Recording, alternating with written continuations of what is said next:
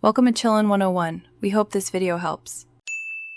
In this video, I will show how to transfer TurboTax from one computer to another easy method.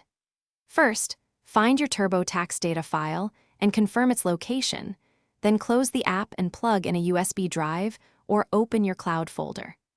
Copy the data file exactly as named and safely eject the drive or wait for cloud sync completion so the file will be ready to import on the new computer.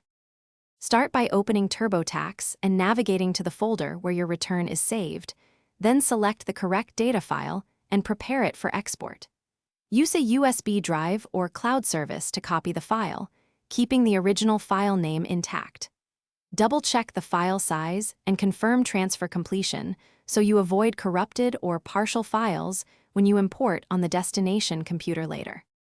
On the receiving computer, place the transferred file into the TurboTax Documents folder, then launch TurboTax and choose Import or Open Return.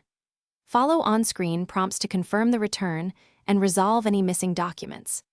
If activation is required, enter your product license or sign in to your TurboTax account to authenticate the software, and then verify the return opens correctly before continuing or filing from the new computer.